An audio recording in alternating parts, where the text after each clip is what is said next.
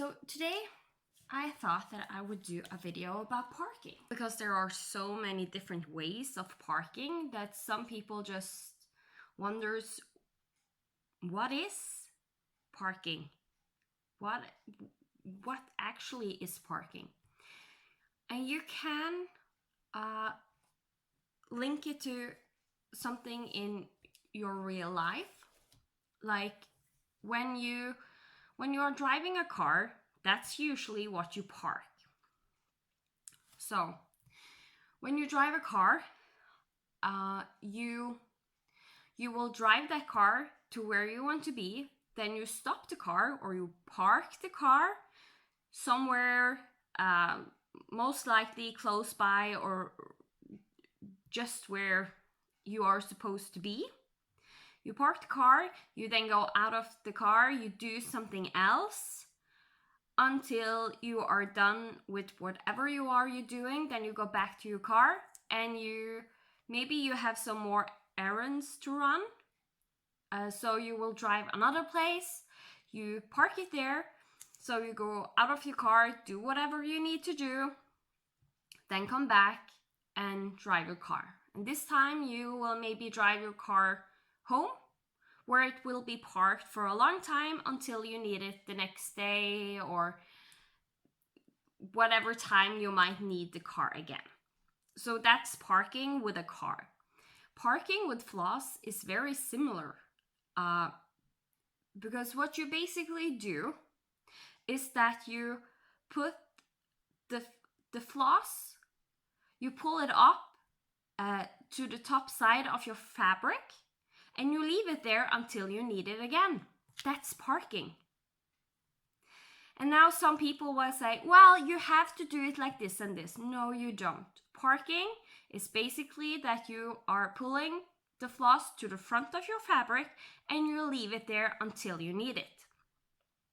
The very big difference in parking comes from how you feel it is best to do the parking, a way that makes it so it's not confusing for you, and so it's easy for you if you put your work down and come back to it maybe 2 or 3 months later. You can still pick it up and know what to do without a big problem. And one of the preferred ways of parking is that you park it in the spot where you are going to use the floss next. It's not something you have to do, but usually it's a good way to not get confused about the floss. And some people will highlight in their chart and etc. what they have parked. So if it's parked in the wrong spot, it's easy to find out where you were. But that is parking. You pull your floss, you have stitched some stitches with your floss, and when you don't have any more stitches in that area to do, you will pull that floss up to the front of the fabric and leave it hanging there until you need it again. Either right beside where you just stitched, or you just put it totally to the side. Maybe you have a system where everything is just put straight to the side or straight down. And as long as you know what color it is, then it's not a problem. And maybe you park it where you're going to use it next. That is the most popular method and the method most people prefer to do. And how you do parking, if you stitch in 10 by 10 blocks, if you stitch all over the page, maybe you stitch all over the project, you can still do the parking method. And this also means you don't necessarily have to park just on full coverage projects. I park a lot of the time on non-full coverage projects also. So to give you a few examples of how to park, this will not be all the examples out there. There are a whole lot of other methods to do. So today what I'm going to show you is my full coverage projects that I have and how I park on them. Try to explain just a little bit how I do parking on them. I didn't take my non-full coverage project because that would just be too much. This will already most likely be a little longer video, and I am thinking of going more, trying at least to make this a series and take it further on and show more close up how you actually stitch the different methods. Some of them that I show today, I will try and continue to look for and search for other ways people do parking and show that off, so people know what's out there when it comes to parking, and you can try and make it your own and maybe find the joy in parking that I have found. First up, I am going to show you Tinkerbell.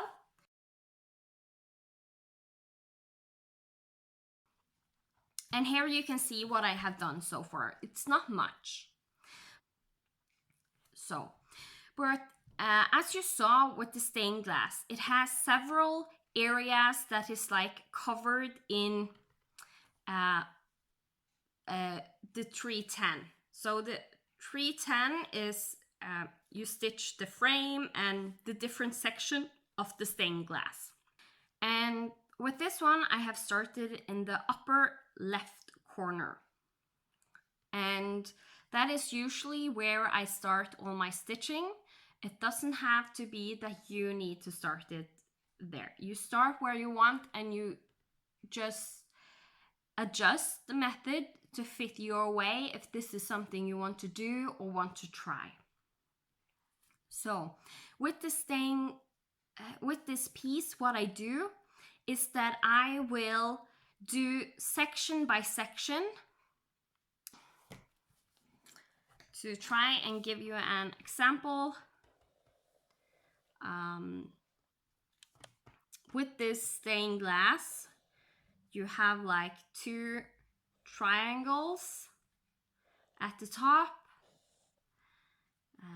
and then you have like the top of the head of Tinkerbell coming in, and you have also some stained glass section. So this is not exactly how the picture looks, it's just for a demonstration for you. So with my method of stitching, since these triangles go at an angle in and not outwards like this do, then I can fully stitch this triangle without any issues. So that is mainly what I'm going to do on this, is I'm going to stitch this triangle, and then I can stitch this like section right here because it still will not ruin anything. And I can also stitch this. And if I'm tired of this stitching right here, like in the middle, I can go over and start this one. So this method gives a lot of freedom, even though it has restrictions on what to do. As you can see here, I have trailed off a little bit with these 2 stitches. But everywhere else, there is no stitches under stitches that haven't been done. There are parked floss, just normal parking and with a half stitch, but there is no boxed in stitches. So that is the first method I started to stitch with. But there are other whips that isn't that have maybe a lot of sections, but the sections are very intertwined with each other, so it's not the best to know what to do and what to stitch. And one of those are my epic Pokemon. you can see these Pokemons are overlapping all the way. Uh, and what's also on top of that, it's there's little need to start one color here, say in this Pokemon, and stitches all the way down and then come up again if you do like just 10 by 10 squares, because this color is only used here in that Pokemon. And yes, also some colors are the same in this Pokemon. And some of the colors you use will maybe not ever show up again. So I struggle a long time finding out how I like to park on this. And what I ended up doing, I'm actually focusing on one Pokemon at a time. And you can see here I will almost box in some stitches. There will be a boxed in stitch right here since everyone else is done. And I just work one Pokemon at a time, because those colors are usually just in that Pokemon. So this one doesn't have any special rules to it. I stitch what I feel like. If there is a long jump, then I will park the stitch.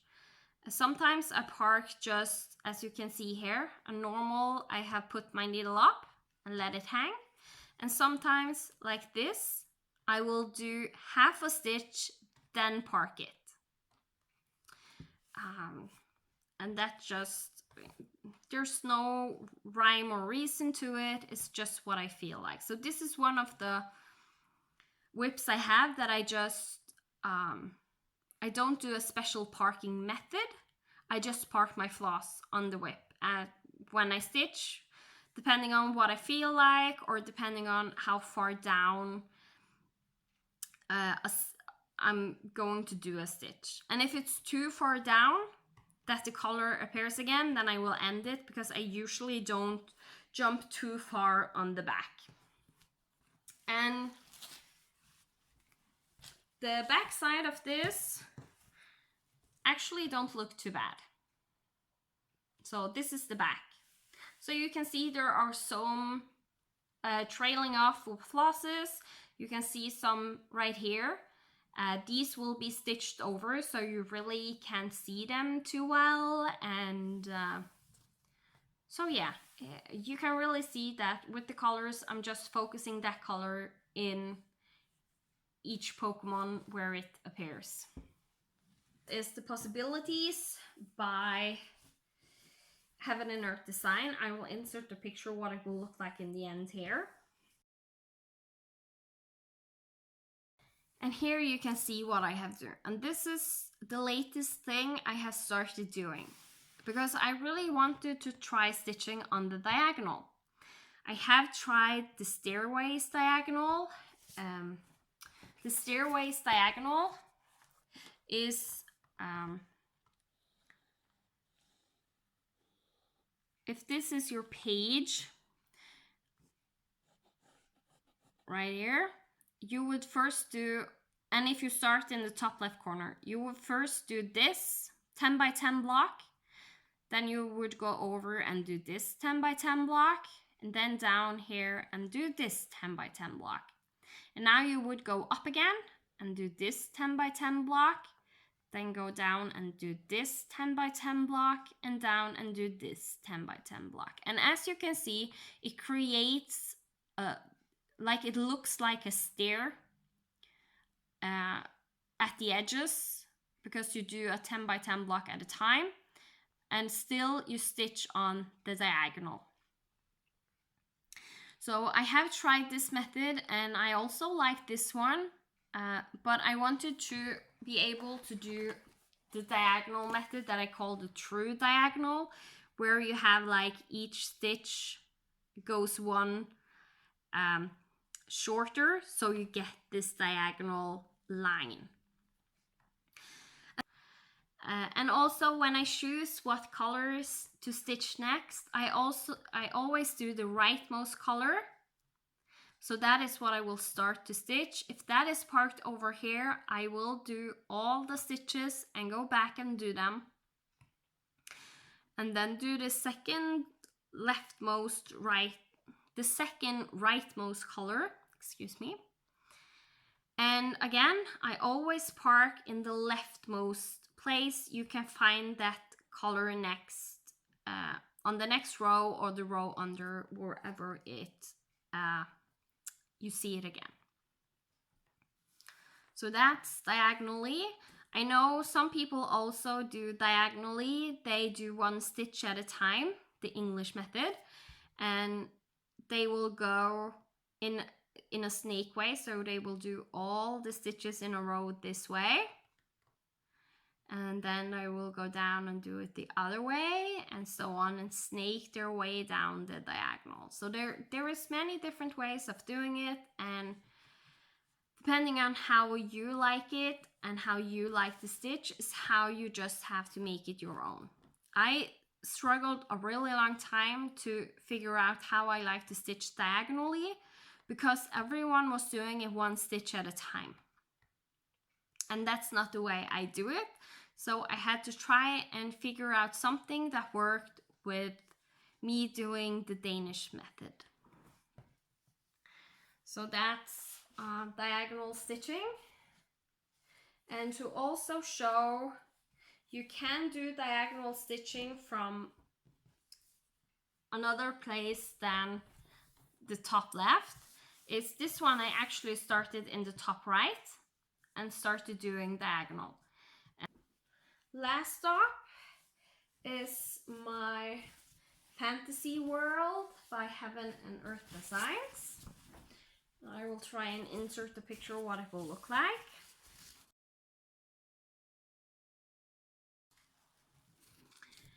And this one, I am doing a mix between diagonal stitching and the first type I showed you, where you focus on sections at a time, because this has so many every other stitch, as you can see here, of one color, that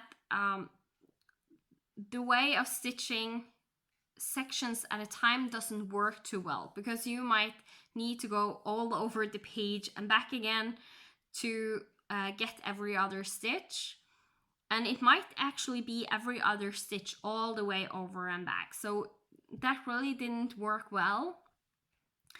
So to limit the lengths I have to go over, because it gets a little bit boring if I have to do a whole color over a whole page and back, I limit myself to diagonal if there is a lot of those colors going on.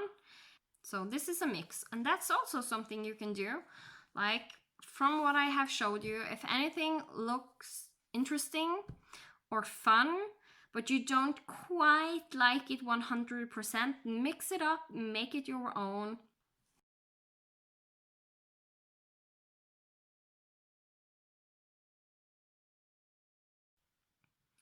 But the principle or the one rule that parking is that you pull your floss to your front of your fabric and leave it hanging there until you need it the next time. That's how you park. If you want to have a specific hole that you park in, if you want to have a specific way of parking your floss, that is totally up to you. As I said, most people, including me, park it where I am going to use it next. Parking can be a really good way of stitching. So with that, I hope that this has been interesting and that you liked it. And let me know if you try parking or want to try parking, or there's something else you feel you're missing that you need to know about parking. And I will try and explain it as best as I can with the knowledge that I have right now. I'm not an expert in parking. I just have done it a lot, so I know more than most people, but that doesn't mean I know everything. And as I said, parking is something you just have to make your own, depending on the type of stitching you do and the type of stitching you prefer. Still, parking is the same no matter what type of stitching you do. As I said, you pull the floss to the front of your project and leave it hanging there, and you have parked the floss. It doesn't have to be in a specific place, but if you easily get confused, it's good to have it in a specific place where you always park, so you always know what floss that is supposed to be. It's not like you have to park each and every color. You do it your way and what you think is best. So thank you so much for watching. I will leave you here, and hopefully if I get time and things in my life doesn't change too much, then I hope to come back and show you more in depth each of the different types of parking.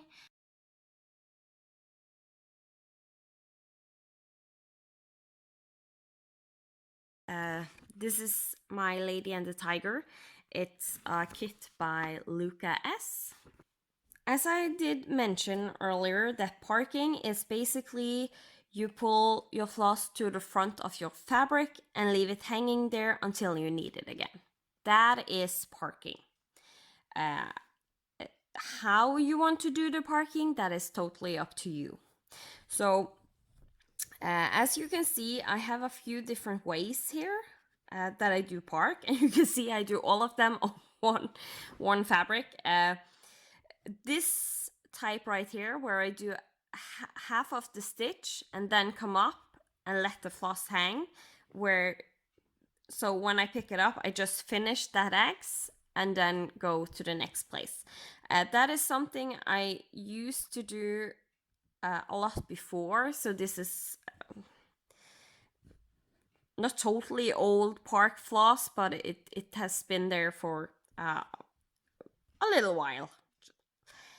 So what I also sometimes do is, if you see this floss I'm pulling right here, it can be hard to see, but I start my stitches from, I use this one as an example, the black one. I start in the lower left corner to the upper right, and then I go from the lower right corner to the upper left. So I'm always thinking of stitching this way as a bottom bottom, and if I stitch a whip from the bottom to the top, then I will go top top. So I would go from the top right to the lower left and the top left to the lower right, if it was reversed order. So if I turn this on the head, then that's the order it will be in. But this one, I work from the top to the bottom. And right here, I have parked where the first, where I start my stitch. So it's parked in the bottom left corner because that's where I start the stitch. So there we have two different way of parking. I know a lot of people love to use these types of parking because you always know that this floss right here is parked where it's going to be used next. So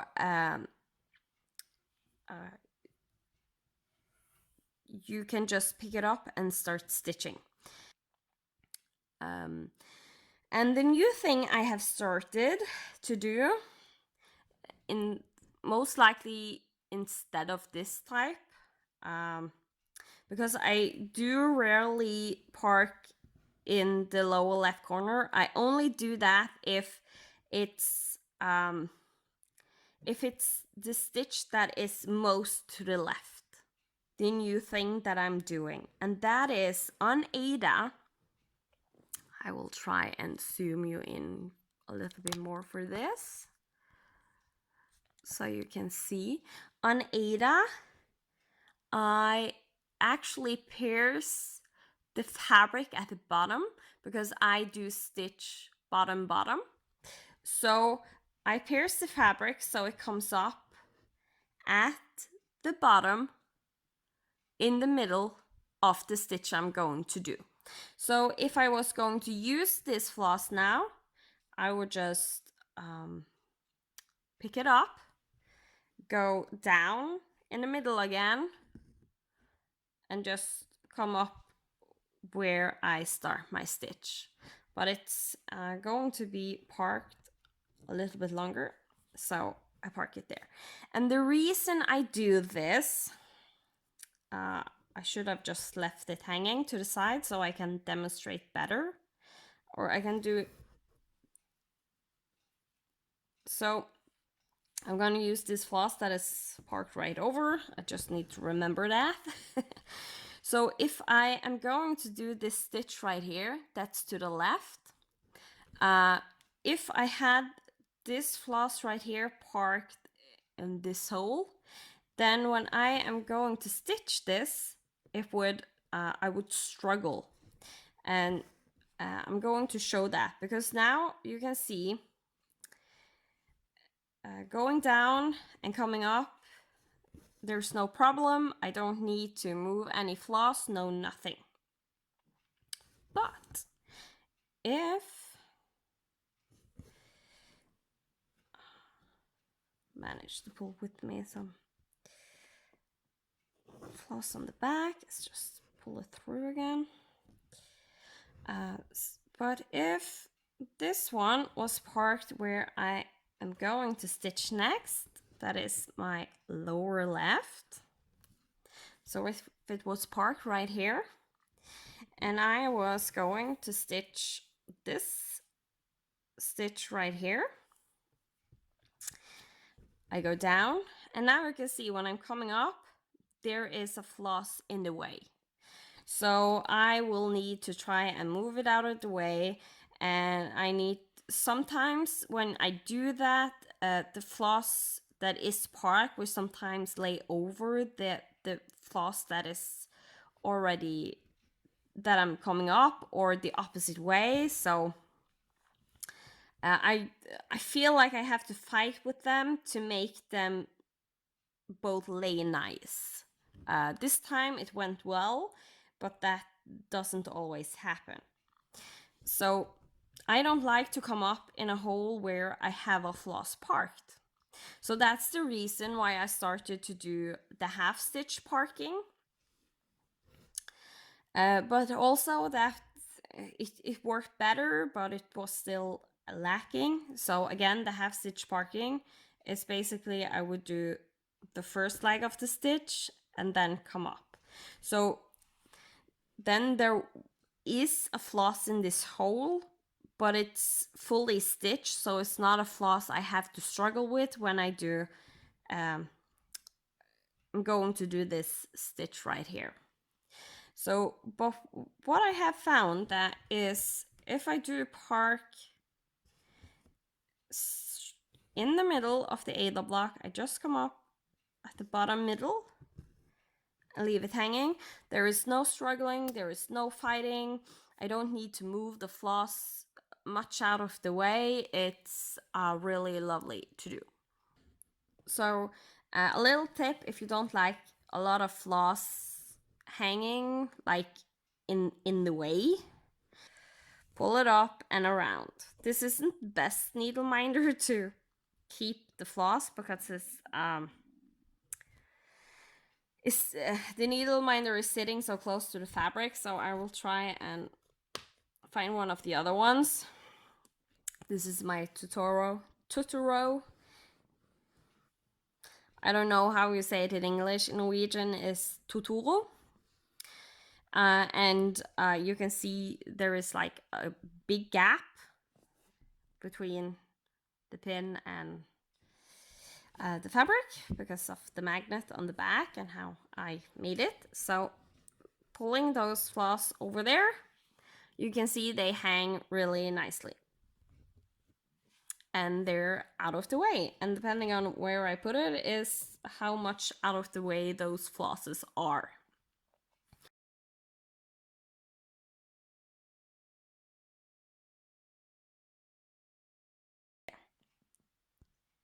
So this is a tiny part of the pattern. You can't really get anything out of it. So as you can see, I mark my parked stitches like this when it's a paper pattern.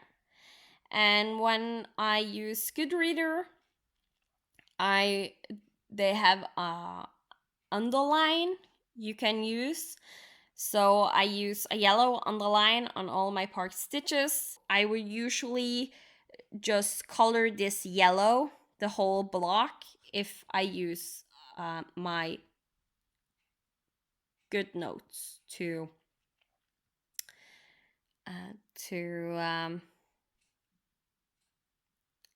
highlight the pattern. So that's what I had for you. I hope you liked this little video about parking, and yeah, I will see you later, and I will try and show you a little bit of how I park on my different project. So thank you for watching, and I will see you later. Goodbye.